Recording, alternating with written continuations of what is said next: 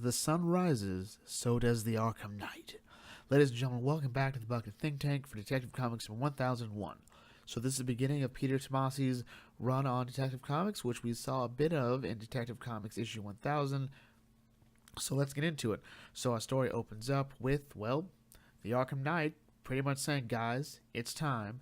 You've all trained, you've all prepared, we've got this, we're going in, the bat goes down today.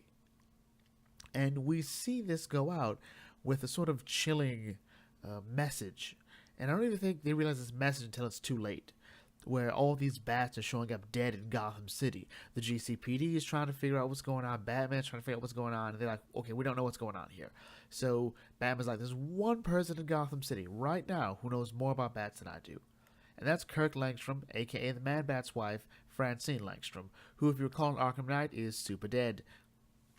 And it turns out she's not doing so well here, but we do get a bit of continuity from Batman's interactions with her, that he tells her that her husband's work on the Justice League, aka Justice League Dark, is too important, so he's still going to be out, but I need your help. And again, she's not doing so hot.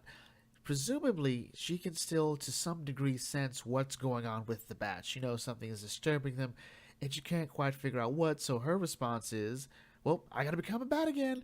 And she takes the serum. Batman says, no, don't do that. It's too late. So he has to tackle her. And it looks like a scene that should have been in the Arkham Knight video game, but it wasn't, so whatever.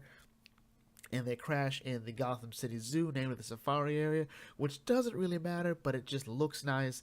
And Batman's trying to figure out what she's saying. She's like, the bats, they're still messed up. There's a sound going through, it hurts. And Batman has no choice but to just use the antitoxin to revert her back. And he's like, okay, so we'll send her back and we'll work at the Batcave. Next thing you know, there's an explosion.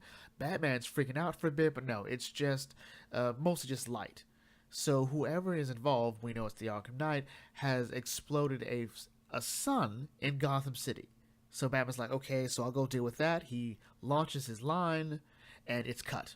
Now, in my experience, that line does not get cut off, and even Batman acknowledges it. And Under the Red Hood, which is a really great Batman movie if you haven't seen it, he notes that there are only like a few knives that can cut his line. And he realizes, okay, I gotta think about that. And then he's jumped by a bunch of knights. He's like, okay, so the knights. Well, that's fine. Oh, wait, 21st Century Tech Knights. Okay, the arrows are piercing his suit, and they can deflect his tech, and they're determined, disciplined, trained, not good. So Batman's getting outnumbered. Like, okay, so all I gotta do is regroup, time to do the old smoke bomb trick. And he throws the smoke bomb when they're all close, and that's when the Arkham Knight shows up with his shield to deflect it. And yeah, his boot is on Batman's face. Like, yeah. You're done, man. And that's how the comic ends. So Detective Comics 1001, I felt, was a very simple start. There wasn't a lot of dialogue bogging it down. For the most part, even though he's only in 2 or 3 pages, this is the Arkham Knight dictating the pace of the story. Batman, for the most part, is, well, he's in a classic Batman story, but I think where most stories would have built up the mystery more before Batman meets the Arkham Knight, this story has instead decided to, well, let's just have him meet in the first issue. Let's just cut the crap and just have him meet up. And I like that.